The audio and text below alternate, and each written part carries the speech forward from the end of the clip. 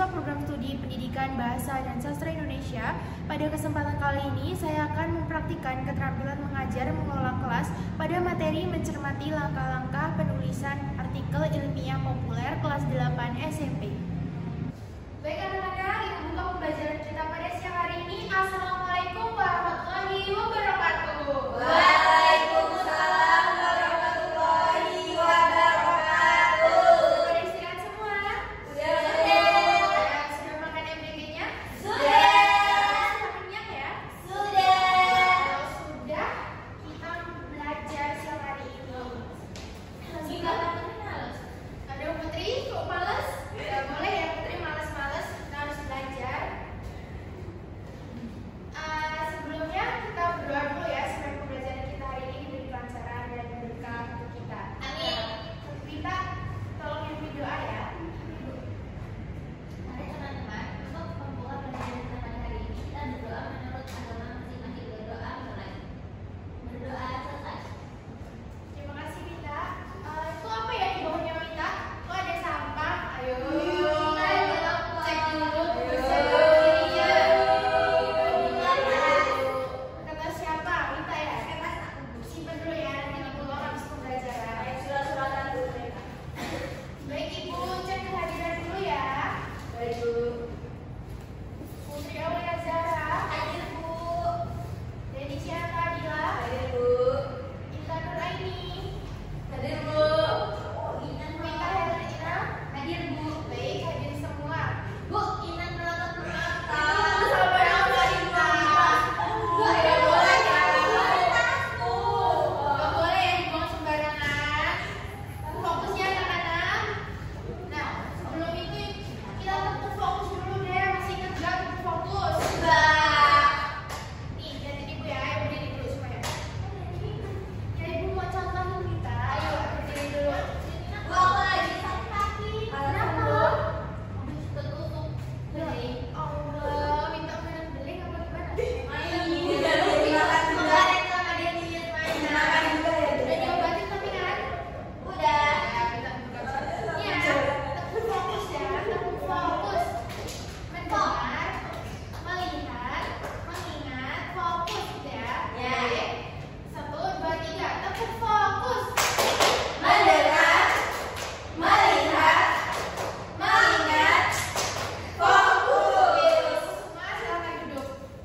Nah, fokus ya anak-anak. Minggu lalu kita belajar apa ya? Mengumpulkan data.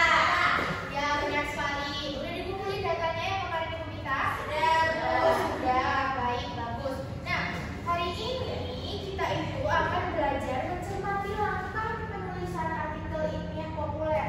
Nah, siapa yang tahu bagian apa ya kira-kira di dalam ketika kita menulis artikel ilmiah itu ada apanya ya? Ada yang tahu? Ada judul. Ya, tentu ada judul. Nah, sebelum itu kita masuk ke tujuan pembelajaran dulu. Nah, ini yang pertama, ngantuk ya Denis? Fokus ya Denis, nanti tidurnya yang jam-jam perawan jam segini. Nah, yang pertama, murid dapat mengetahui langkah penulisan artikel ilmiah populer. Yang kedua, murid dapat membuat sebuah artikel ilmiah populer secara sederhana berdasarkan langkah-langkah yang telah dipelajari. Itu Bu Rani ya? Ya, itu Cantik ya. banget. Mirip berani ya? Iya. Baik, kita masuk ke materi ya. Fokus anak-anak. Nah, kita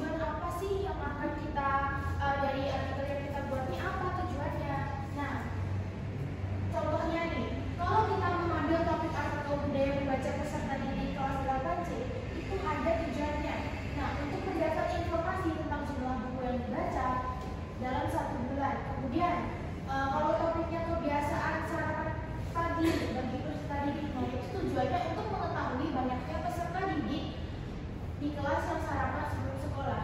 Ayo Putri sama Wita, kenapa? Putri ngajak ngobrol. Nah, lanjut Putri. Lanjut Putri baca yang ketiga, topik artikel.